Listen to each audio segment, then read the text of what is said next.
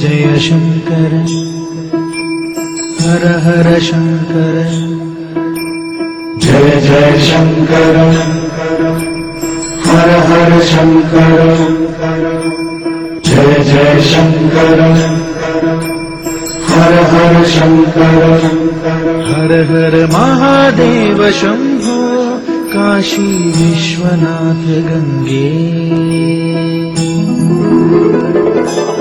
हर हर महादेव शंभो काशी विश्वनाथ गंगे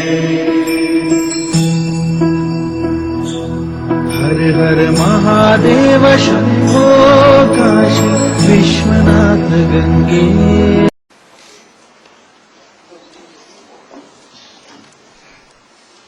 पूज्यपाद शंकराचार्य स्वामी जयेंद्र सरस्वती जी महाराज, आज के इस कार्यक्रम के अध्यक्ष श्री नरेंद्र कुमार जी तथा जिस पुस्तक का भी विमोचन हुआ है उसके लेखक डॉक्टर सुब्रमण्यम स्वामी एवं उपस्थित प्रबुद्ध माताओं बहनों तथा बंधुओं,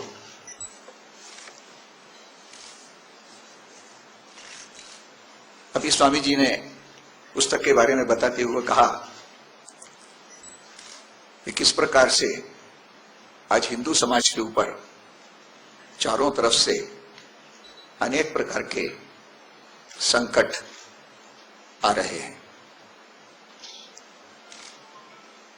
वास्तव में पिछले लगभग 800 वर्षों से इस प्रकार के संकट हमारे ऊपर आते रहे हैं और उन संकटों का भी हम लोगों ने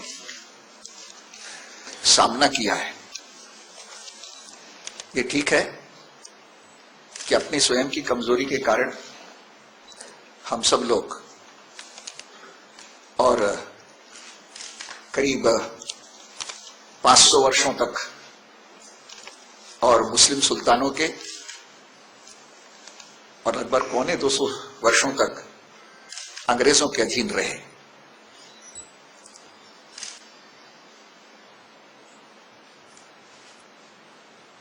मुसलमानों का जो इस देश के ऊपर आधिपत्य हुआ वो सहजासहज ही नहीं हुआ है।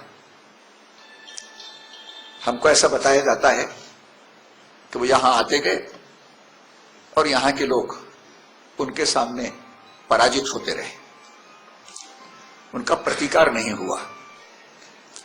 ये वास्तव में गलत है। पहला आक्रमण भारतवर्ष के ऊपर सन 636 में हुआ, हजरत उमर के समय में, और उसको परास्त कर दिया गया। उसके बाद कितने ही आक्रमण होते रहे, प्रत्येक आक्रमण को परास्त किया गया। बाद में सन 712 में मोहम्मद बिन कासिम का आक्रमण हुआ और उसने सिंध प्रांत के ऊपर और उसके उस आसपास के कुछ हिस्से के ऊपर अपना आधिपत्य जमाया। लेकिन 3 वर्ष ही वो यहां राज्य कर सका, उसके बाद में उसको पराजित होकर के जाना पड़ा। फिर उसके 150 साल के बाद महमूद गजनवी आया और उसके 150 साल के बाद मोहम्मद गोरी आया। प्रत्येक बार अपने यहां के लोगों ने संघर्ष किया, बलिदान दिए, उनको यहां पर टिकने नहीं दिया। लेकिन सन 1206 में अंत में पृथ्वीराज चौहान की पराजय के पश्चात और उनका राज्य यहां पर स्थापित हुआ, तो उनको पहला आक्रमण 636 में हुआ और राज्य स्थापित हुआ 1206 में। 570 साल तक यहां का संघर्ष सहन करना पड़ा। जबकि कि बाकी के देशों में वो गए, वहां तो उन्होंने बहुत ही जल्दी वहां के सारी जनता के ऊपर अपना अधिकार जमा लिया। लेकिन 570 साल के पश्चात भी उनका जब राज्य रहा तो केवल 500 साल तक रहा, और इस 500 वर्षों में भी इस देश की जनता को वो इस्लाम के अंदर दीक्षित नहीं कर सके, जबकि इसके पहले और जितने भी देशों में वो गए वहां की सारी संस्कृतियों को और जड़ से उन्होंने उखाड़ दिया। यानी इस्लाम के आविर्भाव के 100 साल के पश्चात ही जिब्राल्टर से लेकर के और सिंधु तक का सारा प्रदेश और उन्होंने अपने कब्जे में ले आया। उसमें सारा दक्षिण यूरोप, सारा उत्तरी अफ्रीका, सारा मध्य एशिया, ये पूरा उसके अंतर्गत आ गया था। और उन लोगों को लगा कि यह जो हमको विजय मिली है ये अल्लाह की कृपा से मिली है, और अल्लाह ने ये जो कहा है कि हमारा मजहब ये सबसे और अंतिम मजहब है। अल्लाह ने इस दुनिया में 1,24,000 पैगंबर भेजे हैं और हर कौम को उसने पैगंबर भेजे हैं, लेकिन आखिरी पैगंबर ये हजरत मोहम्मद है। और चूंकि ये आखिरी हैं, इसके बाद और कोई आने वाला नहीं है, इसलिए इन्होंने जिस मजहब का प्रणयन किया वह भी अंतिम है। और जैसे सर्वोच्च न्यायालय का अंतिम निर्णय बाकी के सारे निर्णयों को निरस्त कर देता है, वैसा ही इस अंतिम मजहब ने बाकी के सारे मजहबों को निरस्त कर दिया है। और इसलिए अब सारी दुनिया के ऊपर केवल इसी का झंडा, यही हरा परचम हम सब लोगों को स्थापित करना, इस भावना को लेकर के वो चले। लेकिन बाद में यूरोप के अंदर और ईसाई मजहब भी खड़ा हुआ, वो भी उतनी ही मात्रा में असहिष्णु था और उसने फिर प्रत्याक्रमण किया और क्रूसेड्स हुए, जिसमें और यूरोप का बहुत सा हिस्सा उन्होंने मुक्त कर लिया।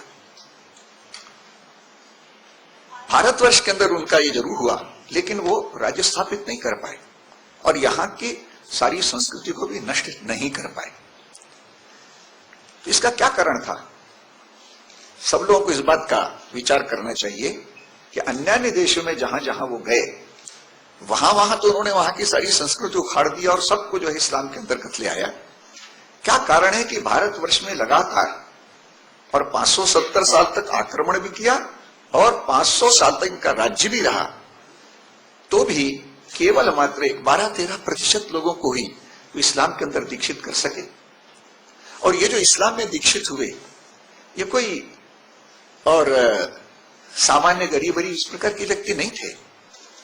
Doctor KS. लाल ने एक पुस्तक लिखी है, Indian Muslims who are they, और उसने सिद्ध किया है कि जो बड़ी जातियों के लोग थे, ब्राह्मण, क्षत्रिय और कायस्थ, यही सबसे ज्यादा हुए हैं जिनको और आजकल तथाकथित छोटी जाति माना जाता है।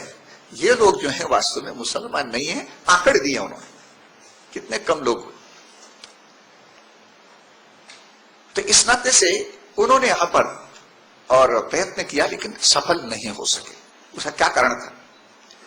उसका एक कारण तो यह था कि राजसत्ता नहीं रही, लेकिन राजसत्ता न रहने के पश्चात भी समाज को जोड़ने वाली एक दूसरी भावना थी, जिसको हम जाति व्यवस्था कहते हैं।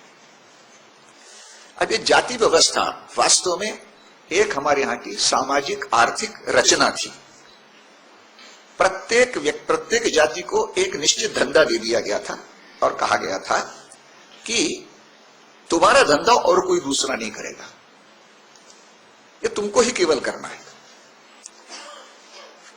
चूंकि हर एक को अपना अपना धंधा था, इसलिए आजीविका के साधन की कोई चिंता नहीं थी और कोई दूसरा व्यक्ति और हमारे इस धंधे को छीन लेगा यह भय भी नहीं था। आजकल तो जो है पूरी की पूरी कंपनियां जो हैं और उसको लोग और पूरा का पूरा आत्मसात कर लेते हैं, ले लेते हैं, टेक ओवर कर लेते हैं।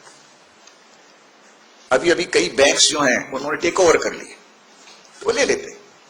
इस प्रकार का कोई टेक ओवर का मामला अपने यहां पर नहीं था।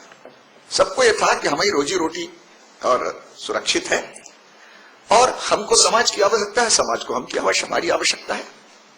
प्रत्येक जाति चूंकि एक समाज की एक विशिष्ट आवश्यकता को पूरा कर दी थी, इसलिए सब मिलकर के एक व्यापक समाज परस्पर निर्भर इस प्रकार का था।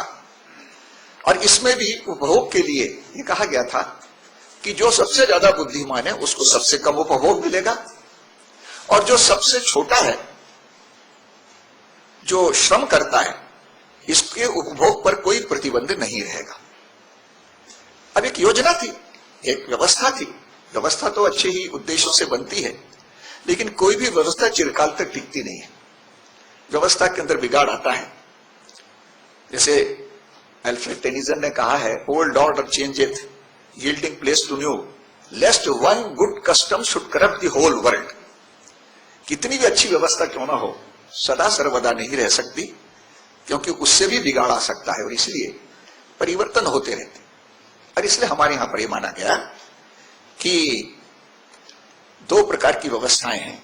कुछ ऐसे शाश्वत सिद्धांत हैं जो सदा सर्वदा चलते हैं, और कुछ ऐसे हैं जो हर समय के अनुसार बदलते रहते हैं। तो उसको उन्होंने कहा है शाश्वत धर्म, सनातन धर्म, और जो हर 300 साल के बाद बदलते रहते हैं उसको कहा है युग धर्म। युग धर्म बदलता रहता है। अब वास्तव में देखा जाए तो जितने भी मजहब हैं, सभी मजहबों में भी बात कही गई है। हजरत मोहम्मद की एक हदीस है जिसमें उन्होंने ये कहा है, आज मैं जो कुछ बता रहा हूं उसका 10% भी छोड़ दोगे तो तुम खत्म हो जाओगे, लेकिन एक जमाना ऐसा आएगा जब केवल 10% बचा करके रखोगे तो तुम निहाल हो जाओगे। इसका मतलब वो अच्छी तरह से समझते थे कि जो कुछ वो 7वीं शताब्दी में बता रहे हैं वो ज्यों का त्यों 21वीं शताब्दी में लागू नहीं हो सकेगा। और इसलिए आज मुस्लिम समाज को भी इस बात का विचार करना चाहिए कि कौन सा वो 10% है जो शाश्वत है, सब समय के लिए सत्य है, और कौन सा है कि जो और काल के अनुसार बदलता है, उसको छोड़ देंगे। तो इस प्रकार का जो दृष्टिकोण है ये वहां पर रहा नहीं, अपने यहां के समाज में रहा। हमारे यहां पर अनेक महापुरुष पैदा होते रहे जिन्होंने और समय समय के अनुसार और युग धर्म क्या होना चाहिए ये हम लोगों को बताया, और उसके आधार पर हमारी सामाजिक, आर्थिक, राजनीतिक रचनाएं ये चलती रही। अब हमारा शाश्वत सिद्धांत तो अद्वैत का सिद्धांत था, पर ब्रह्म परमात्मा एक है और उसके अनेक रूप हैं, और वही परमात्मा सबके अंदर आत्म रूप में विद्यमान है। और प्रत्येक व्यक्ति अपने अंदर अपने परमात्मा को देखे और अपनी जो आत्मा है, जो अज्ञान से घिरी हुई है, माया से घिरी हुई है, इस अज्ञान के पर्दे को दूर करता चला जाए तो धीरे धीरे एक एक स्तर ऊपर उठता जाएगा। व्यक्ति केवल अपने अहम की बात जब सोचता है और अपने लिए कुछ भी करने के लिए तैयार है, किसी को कितना भी कष्ट देने के लिए तैयार है, उसको हमारे यहां पर नर राक्षस कहा है। जैसे रावण हो गया, कोई कंस हो गया, कोई हिरण्यकश्यपु हो गया, ये अपने स्वयं के सुख के लिए और स्वार्थ के लिए चाहे लोगों को चाहे जितना कष्ट दे सकते थे, कितना भी लोगों के ऊपर अत्याचार कर सकते थे, उनके अंदर कोई दया माया नहीं थी। इसको हमारे यहां नर राक्षस कहा। उससे ऊपर की स्थिति बताई नर पशु की, कि जिसके अंदर कोई संवेदनशीलता नहीं है। अगर किसी को कष्ट हो रहा हो तो उसके मन में कोई पीड़ा नहीं होती, वो अपना कष्ट होता दिखता हुआ चला जाता है। कई बार हम लोग रेलवे प्लेटफॉर्म पर देखते हैं कि कोई अच्छा और संपन्न परिवार है और अचानक पता लगा कि रेल बहुत देर से आ रही है तो भोजन निकाल करके करने लगते हैं। वहीं पर छोटे छोटे बच्चे बेचारे और प्लेटफॉर्म पर आशा भरी नजरों से देखते हैं कि शायद हमको कुछ मिल जाए, तो ये लोग उनको लिए एक आधा टुकड़ा फेंक देते हैं, और जब वो बच्चे उस टुकड़े को उठाने के लिए लड़ते हैं तो हंसते हैं। ये नर पशु है। तीसरे हैं जो नर है, नर यानी जिनके अंदर संवेदना है, लेकिन संवेदना तक ही सीमित रहता है। अरे अरे बेचारे को कितना कष्ट हो रहा है, इसके आगे नहीं जाते। और एक कदम आगे बढ़े तो नरोत्तम होते हैं, जिनको न केवल संवेदना है लेकिन दूसरों के कष्टों को दूर करने के लिए सब प्रकार के कष्ट उठाते हैं, दौड़ धूप करते हैं, परिश्रम करते हैं, और मौका आने पर अपने स्वयं का बलिदान भी कर देते हैं। ऐसे अनेक उदाहरण हम सब लोगों को और आजकल भी देखने के मिले। सुनामी का आया, कहीं अकाल आया, कहीं बाढ़ आ गई, इसमें भी अपने को देखने के लिए मिलता है कि खुद होकर के लोग जाते हैं काम करने के लिए। यह बात आपको अमेरिका में नहीं मिलेगी। आज अमेरिका में व्यक्ति जो है इतना अधिक वैयक्तिक हो गया है कि केवल अपनी चिंता करता है, बाकी किसी की चिंता करने की उसको जरूरत ही नहीं। वो जो न्यू ऑर्लियंस के अंदर भी बहुत ज्यादा वर्षा हुई, उसके कारण सारी बाढ़ आ गई और बाकी के जो लोग थे वो सब लोगों को और पहली मंजिल के ऊपर रहना पड़ा। 5 दिन तक भूखे पड़े रहे, किसी ने उसकी चिंता की नहीं। प्रेसिडेंट बुश भी जाकर के अपनी छुट्टियां मना रहे थे, उनको भी नहीं लगा कि हमारे लोग ये हो रहे हैं, चलो चलना चाहिए, लगता ही नहीं उनको। सब अपने अपने लिए जीते। हमारे ऐसा नहीं होता, हमारे यहां पर लोग जाते हैं, खुद होकर के जाते हैं, सरकार पहुंचने के पहले लोग पहुंच जाते हैं। तो ऐसे नरोत्तम भी है, और यही नरोत्तम जब और आगे बढ़ता है और अपना इतना विश्वास व्यापक विशाल कर लेता है कि फिर वो सारी मानवता को अपने अंदर समेट लेता है। स्वामी विवेकानंद 1893 में जब शिकागो में जाते हैं, क्या कहा उन्होंने? केवल एक ही संबोधन किया, sisters and brothers of America. सारे लोग पागल हो गए और 5 मिनट तक उछलते रहे, खड़े होकर के तालियां बजाते रहे, स्टैंडिंग ओवेशन चलता रहा। क्या कह दिया था उन्होंने? हम लोग तो हमेशा ही और भाई बहन कहते रहते, कोई बात नहीं, बाकी सब लोग लेडीज एंड जेंटलमैन कहते थे। उन्होंने sisters and brothers of America कहा। इसी ने लोगों को जो है और उद्वेलित कर दिया। और दूसरे दिन के अखबारों में यह आया कि अरे हम अपने पादरियों को इन देशों में क्यों भेजते हैं, वास्तव में उन देशों को लोगों को हमारे यहां पर आना चाहिए। एक आदमी भारत से आता है और हमको और भाई कहता है, हमको बहन कहता है।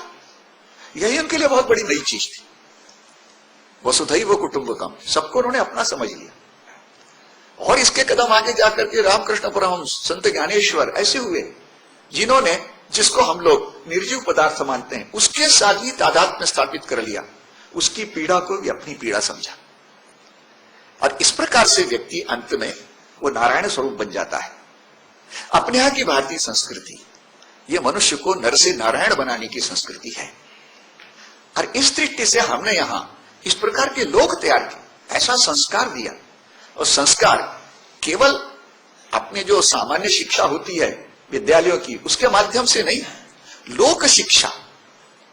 अपने यहां के पूज्यपाद शंकराचार्य, अनेक हमारे यहां के साधु, सन्यासी, योगी, परिव्राजक, ये निरंतर घूम घूम करके कथा प्रवचनों के माध्यम से और लोगों को वो सारे के सारे तत्वों को लोगों को बताते। वह परम तत्व क्या है, उस परम तत्व को प्राप्त करने के लिए हमको क्या करना चाहिए, कैसे अन्य लोगों की सहायता करना हमारा परम कर्तव्य है, ये सारी चीजें जो है वो बताते हैं।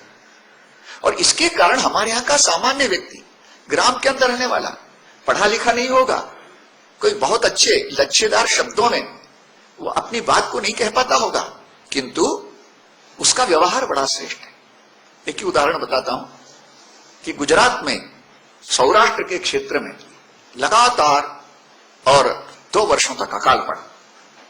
अकाल पड़ने के परिणाम स्वरूप लोग अपने जो ढोर वगैरह हैं वो लेकर के दूसरे प्रांतों में चले गए।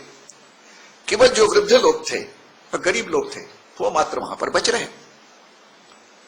तब फिर बाद में ऐसा सोचा गया कि भाई ऐसे लोगों को खाने को भी नहीं मिल रहा है, इसलिए गुजरात में हमारे संघ के स्वयंसेवक थे, उन्होंने ये घोषणा की कि हम उन लोगों के लिए सुखड़ी भेजेंगे। आटा, घी और गुड़, इसको समान रूप से मिलाकर के मिठाई बनती है, उस मिठाई को सुखड़ी कहते हैं, पौष्टिक होती है। और इसलिए सब लोग सुखड़ी बना बना करके लाएं और जहां केंद्र बनाए हैं प्रत्येक नगर में या प्रत्येक कस्बे में, वहां पर उसको जमा कर दें और हम उसको वहां ले जाकर के पहुंचाएंगे और बांटेंगे। जगह जगह सुखड़ियों के ढेर लगने लगे। एक स्थान के ऊपर एक कस्बा था, वहां पर जहां सुखड़ी एकत्रित हो रही थी, सब अपने अपने घर से लाकर के सुखड़ी दे रहे थे। एक बुढ़िया वहां आकर के खड़ी हुई, फटे पुराने कपड़े थे। उसको जब देखा तो लोगों ने पहचान लिया कि तो भीख मांगती है, भिखारिन है। तो एक ने पूछा कि मां यहां क्यों आई हो? तो उसने बड़े संकोच से कहा सुखड़ी। लोगों को लगा शायद सुखड़ी मांगने आई है। तो ने कहा कि मां ये सुखड़ी यहां बांटने के लिए नहीं है, हाँ और कच्छ और सौराष्ट्र में लोग भूखे से मर रहे हैं, उनको देना है, यहां खाएंगे तो उनको क्या मिलेगा? तो उस मां ने कहा, मैं सुखड़ी मांगने के लिए नहीं, मैं सुखड़ी देने के लिए आई हूं। 2 दिनों तक मुझे भीख में जो मिला वो मैंने नहीं खाया, उसकी मैंने सुखड़ी बनाई है। 2 ही टुकड़े बने हुए हैं, लेकिन इसमें शुद्ध घी का प्रयोग किया है, कृपा करके हमारी सुखड़ी वहां पहुंचा दे। किसने बताया उसको? तो ऐसे कहीं प्रवचन चल रहा होगा, वहां सुन लिया कि इस प्रकार से और भूखे लोगों को देना, इसमें बड़ा पुण्य मिलता है। उसने सोचा चलो हम भी थोड़ा सा पुण्य कमा लें। ऐसा यहां का एक सामान्य मानस तैयार किया। यह अपने देश की विशेषता है। लेकिन ये जो विविधता है, ये विविधता तो हमारे यहां पर है, हमारे पुरखों ने, और ऐसी ही भूमि चुनी जिसमें दुनिया भर की सब प्रकार की विविधता है, ऑल टाइप्स ऑफ डाइवर्सिटी, ये अपने यहां पर है। हम अगर देखें तो सदा बर्फ से ढके रहने वाला हिमालय पर्वत भी है, और जहां साल भर कोई ठंडाई नहीं पड़ती, ऐसा केरल और तमिलनाडु अपने यहां पर है।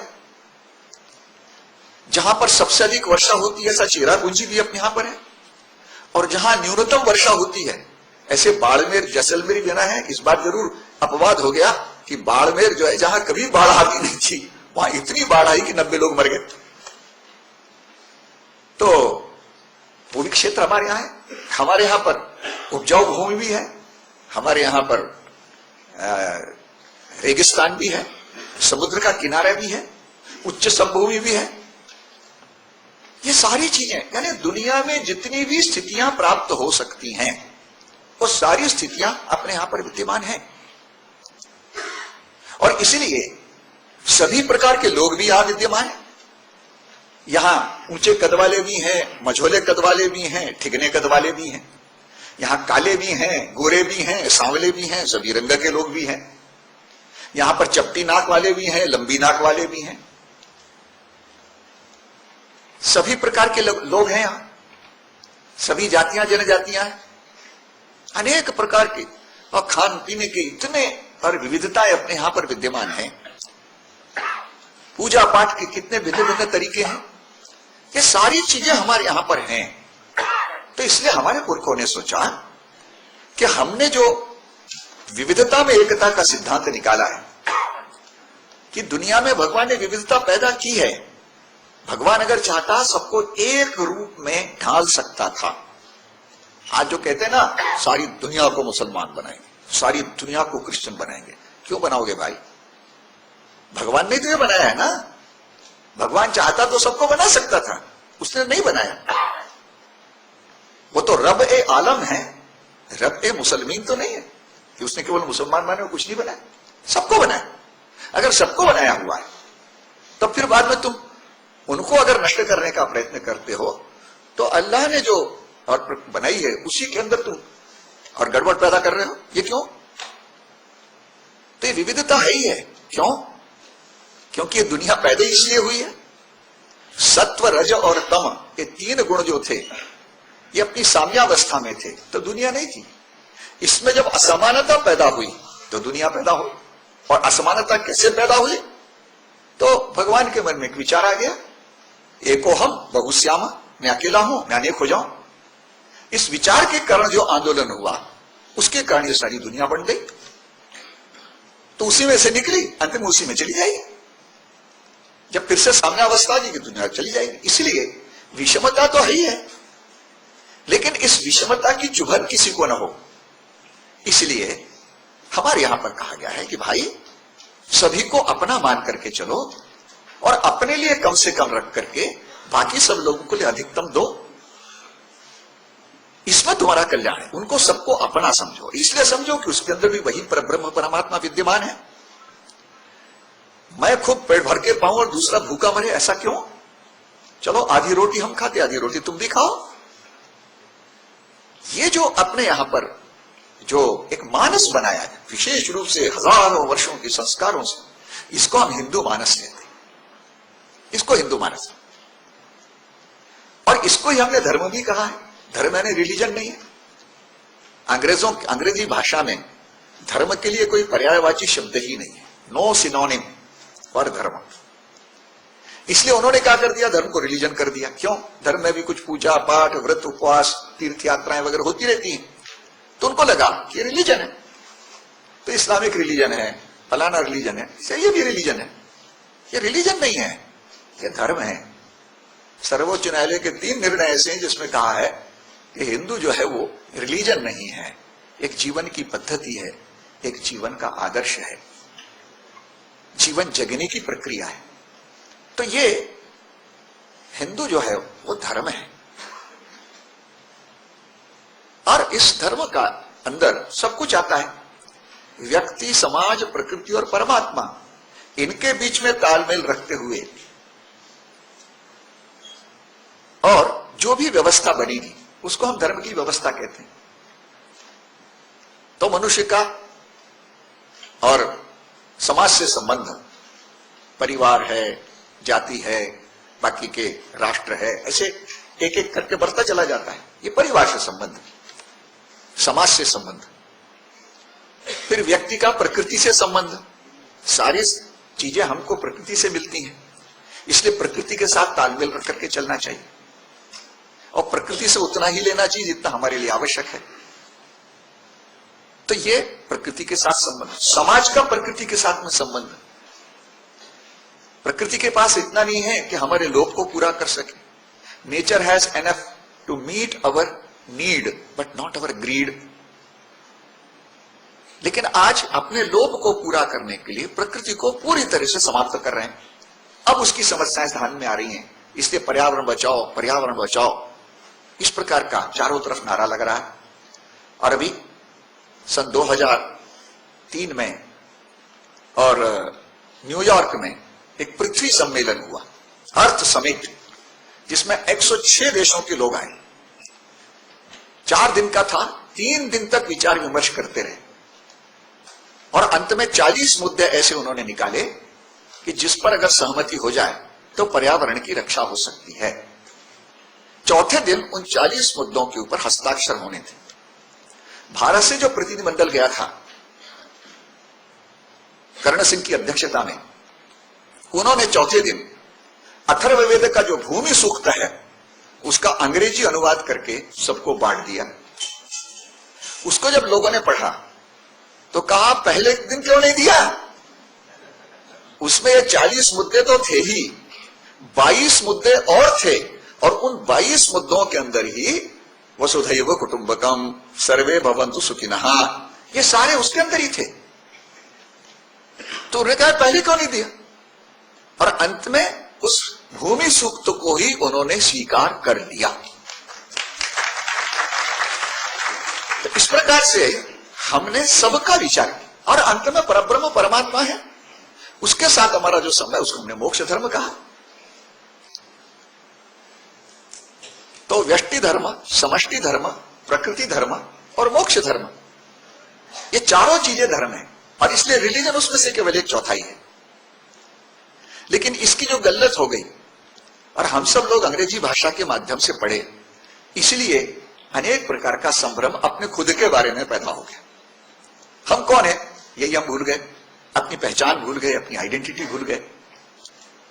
यह जो स्थिति अपने यहां पर पैदा हुई, उसका कारण यह है कि हमारी शिक्षा पद्धति ऐसी है, और अंग्रेजों ने ये बड़े अच्छे ढंग से पहचान लिया था कि इस देश पर अगर राज करना है, हम तो मुट्ठी भर हैं, तो जब तक इन लोगों का दिमाग हम खराब नहीं करते तब तक इस देश पर हम राज्य नहीं कर सकते। तो संस्कृत में एक श्लोक है जिसमें कहा है कि शस्त्रेण हता न हता भवन्ति, प्रज्ञा हताश्च सुहता भवन्ति। शस्त्र से मारो तो मरता नहीं, लेकिन उसकी प्रज्ञा को, उसकी बुद्धि को मार दो तो आदमी मर जाता है।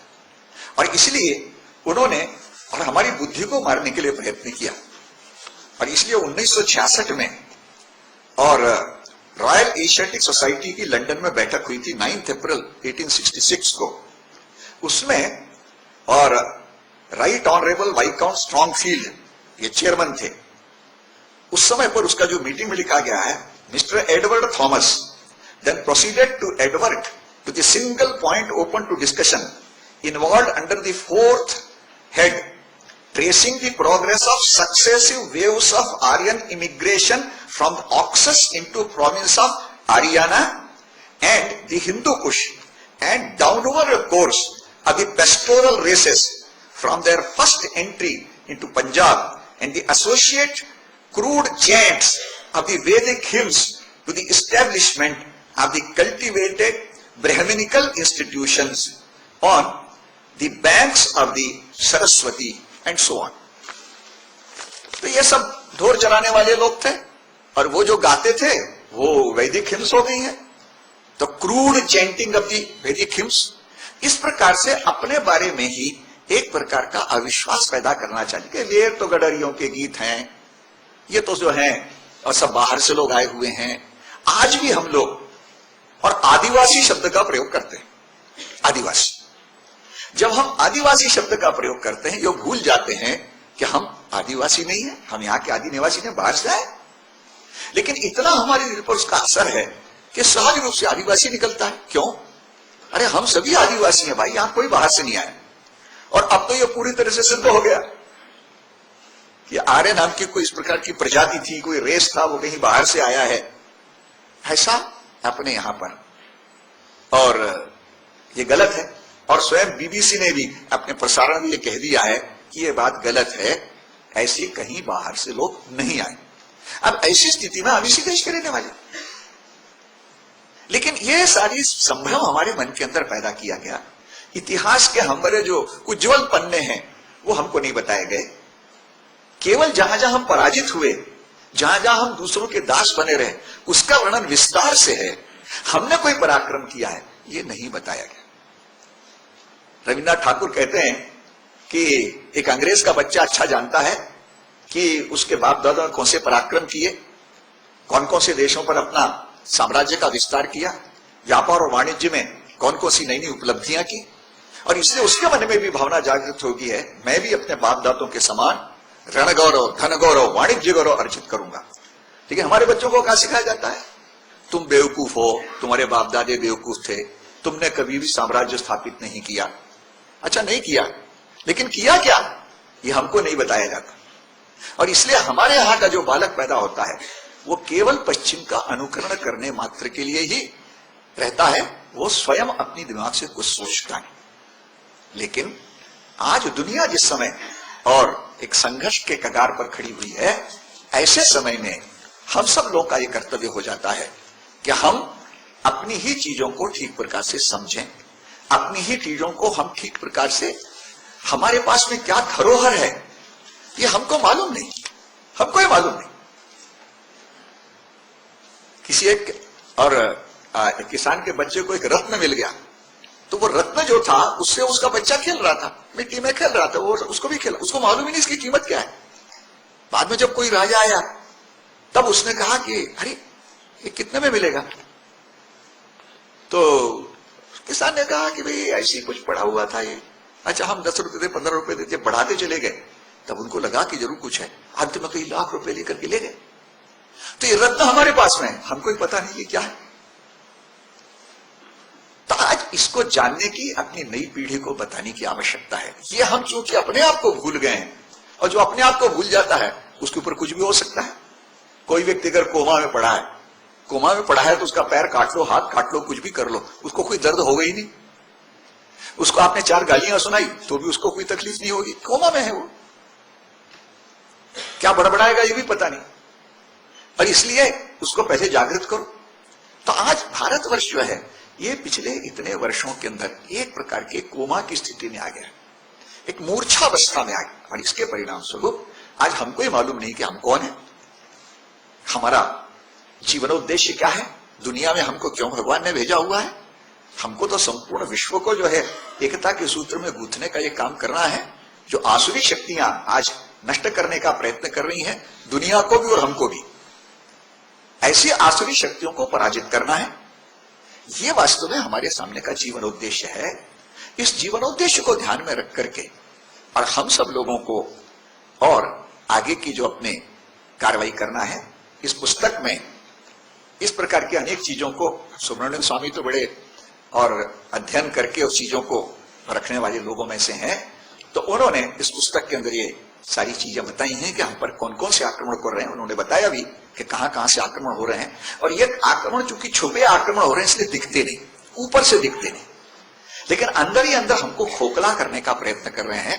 तो दीमक जैसे अंदर ही अंदर से और खोखला कर देती है, ऊपर से जो है वो खंबा बहुत और सुदृढ़ दिखता है, लेकिन अंदर से खोखला हो जाने के बाद कब वो ढह करके गिर पड़ेगा कुछ पता नहीं। इसलिए हम सब लोगों को इस बारे में सजग रह करके, इस पुस्तक के अंदर बहुत सी तथ्य उन्होंने दिए हैं, कैसे कैसे आक्रमण हो रहे हैं ये भी उन्होंने दिए हुए हैं, और इन आक्रमणों का सामना कैसे करना चाहिए ये भी उन्होंने इसके अंदर बताया हुआ है। स्वाभाविक है कि संघ का कार्य जब प्रारंभ हुआ तो इसी उद्देश्य को लेकर के प्रारंभ हुआ कि सारे हिंदू समाज को जगाना है। ये राष्ट्र है, ये हिंदू राष्ट्र है, और ये अपना कोई जीवनोद्देश्य लेकर के आया हुआ है, लेकिन हम अपने आप को भूले बैठे हैं, इसलिए इसको जागृत करना है। इस नाते से शुरू हुआ, और आज वो इतना व्यापक संगठन हुआ, और संगठन होकर के जितनी भी बातें उन्होंने बताई हैं ये होना चाहिए, उस सब क्षेत्रों में जो है इस समय पर लोग कार्य कर रहे हैं। इसी समय हिंदू जागरण मंच की बैठक हरिद्वार के अंदर हो रही है, सेवा विभाग की बैठक कहीं दूसरी जगह पर हो रही है, धर्म जागरण की बैठक किसी तीसरी जगह पर हो रही है, सब जगह पर साहित्य परिषद की बैठक कहीं और एक जगह पर हो रही, अनेक जगह पर हर क्षेत्र में, और लोग कार्य कर रहे हैं। जो जो भी उन्होंने कहा है कि होना चाहिए वो जो है वो किया जा रहा है, और इस नाते से हम सब लोग इस प्रकार के प्रयत्नों को और योग्य प्रकार से बढ़ावा दें, और आप सबके प्रबुद्ध लोग अगर इस प्रकार से इन चीजों को बढ़ावा देते हैं तो निश्चित रूप से जैसा उन्होंने कहा है कि हम अगर ये नहीं करेंगे तो फिर ऐसा ना हो जाए कि ग्रीक सभ्यता चली गई, बेबीलोनियन सभ्यता चली गई, मिस्र की सभ्यता चली गई, रोम की सभ्यता चली गई, हम भी कहीं इतिहास के पन्नों में समा जाए। लेकिन हम इतिहास के पन्नों में समाने वाले हैं नहीं, और ये जो कुछ आपने आज अपने को दिख रहा है ये तो और एक परिवर्तन की प्रक्रिया में से हम गुजर रहे हैं। कोई नई चीज जब पैदा होने वाली है तो मां को प्रसव पीड़ा होती है, एक नई व्यवस्था सामने आने वाली ही उसके प्रसव पीड़ा आज चल रही है। और हमारे जो समाज विज्ञानी हैं, सोशल साइंटिस्ट, इन लोगों ने कहा है कि जब कभी भी आमूलाग्र परिवर्तन सन्निकट होता है तो उसके लक्षण 15-20 साल पहले से मिलना शुरू हो जाते हैं, और उन लक्षणों में गिनाया गया है एलिनेशन, आत्म प्रताड़ना। हम सोचते कुछ है, कहते कुछ है, करते कुछ, वो अपने को चारों तरफ दिखाई दे रहा है।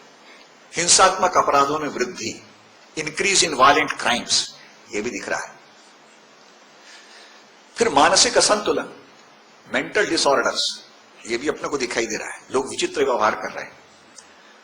सोशल डिसइंटीग्रेशन, सामाजिक विघटन, ये भी दिखाई दे रहा है। अलग अलग टुकड़ों को अलग अलग करने का प्रयत्न जो है चल रहा है। और चौथा है इंक्रीज इन रिलीजियस कल्ट्स, धार्मिक आस्थाओं में वृद्धि। ये सब चीजें दिखाई दे रही हैं, हिंसा भी दिख रही है, सब कुछ दिखाई दे रहा है, लेकिन चारों ओर ये धार्मिक आस्थाओं में वृद्धि भी दिखाई दे रही। पहले केरल में शबरीमलाई की यात्रा में 15-20 हजार लोग जाते थे, पिछले साल 10 लाख लोग गए, 10 लाख। उसी प्रकार से पंढरपुर की यात्रा में और 15-20 हजार वारकरी संप्रदाय के लोग जाते थे, अब 4-4 लाख लोग जाते हैं। शंकर जी का जब और वो श्रावण के महीने में कावड़िया लोग निकलते हैं, पहले थोड़े थोड़े निकलते थे, आज लाखों की संख्या में सारे उत्तर भारत में निकलते हैं। अमरनाथ की यात्रा, धमकी मिलती है आतंकवादियों से, खबरदार नहीं जाना, बम फूटेगा, तो भी जा रहे हैं। 2.5 लाख लोग गए अमरनाथ की यात्रा में। उसी प्रकार से वैष्णो देवी की यात्रा में नीचे बम फूटा, फिर भी वैष्णो देवी की यात्रा करने के लिए गए। और अपने साधु हैं, संत हैं, आचार्य हैं, ये जब आते हैं हजारों की संख्या में लोग सुनने के लिए आते हैं। धार्मिक आस्थाओं में वृद्धि। तो जब कभी भी एक आमूलाग्र परिवर्तन होता है तो सारे लक्षण हमारे यहां प्रकट हो रहे हैं। बाकी खराब लक्षण है, एक लक्षण ये अच्छा है, क्यों? बाकी सब जगह लोगों का जब आस्था नहीं रहती तो परब्रह्म परमात्मा की तरफ ही आस्था रहती है, और इसलिए आज ये सारी आस्थाएं बढ़ रही, और जैसे जैसे वो परिवर्तन का बिंदु निकट आएगा, ये सारे लक्षण बढ़ते जाएंगे। एक बार परिवर्तन का बिंदु पार हो गया कि सारे का समन हो जाएगा, और वो परिवर्तन का बिंदु बहुत निकट आ रहा है। स्वामी विवेकानंद ने 1894-95 में अपने गुरु भाइयों को और मित्रों को पत्र लिखे। उस पत्र में कहा कि 1836 में जब स्वामी रामकृष्ण परमहंस का जन्म हुआ तो एक युग परिवर्तन की प्रक्रिया शुरू हुई, एक स्वर्ण युग का प्रारंभ हुआ। और ऋषि अरविंद ने कहा है कि युग संधि का काल 175 वर्ष का है। दिन और रात के बीच में से सांझ होती है, सांझ और दिन के बीच में जैसे उषक्काल होता है, ऐसे एक युग समाप्त होकर दूसरा युग शुरू होने के बीच का जो काल है ये और संधि काल कहते हैं, 175 वर्ष का है। 1836 में 175 जोड़िए तो 2011 आ रहा है।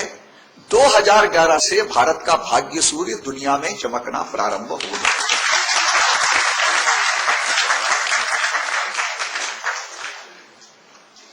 लेकिन हो जाएगा तो होने ही वाला है, इसलिए आराम से बैठो, चादर तान करके सो। ये नहीं है, बीच के 4-5 वर्ष अत्यंत कठिन हैं। ये सारी शक्तियां जो उन्होंने बताई हैं, ये अपने आक्रमणों को तेज करेंगी, कर रही हैं सब प्रकार से।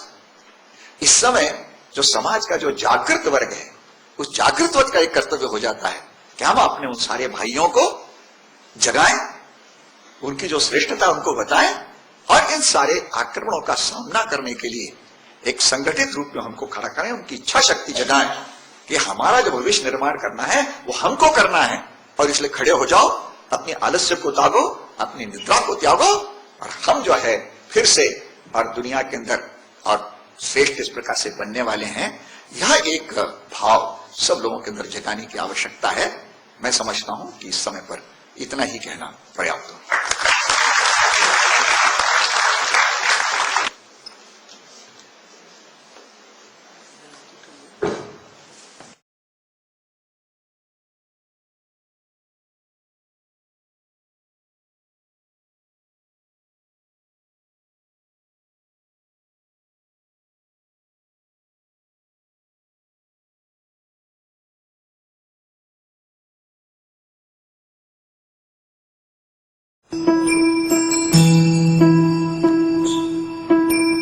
जय जय शंकर हर हर शंकर, जय जय शंकर हर हर शंकर, जय जय शंकर हर हर शंकर, हर हर महादेव शंभो काशी विश्वनाथ गंगे।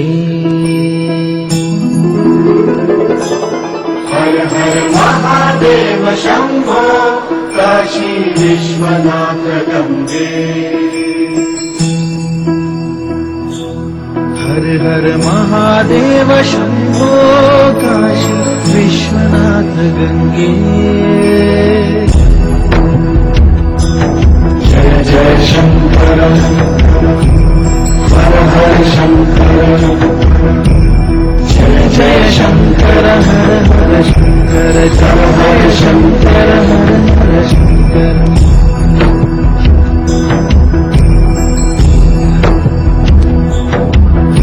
श्रुति स्मृति पुराणानाम् आलयम् करुणालयम्, नमामि भगवत्पादम् शङ्करम् लोकशङ्करम्।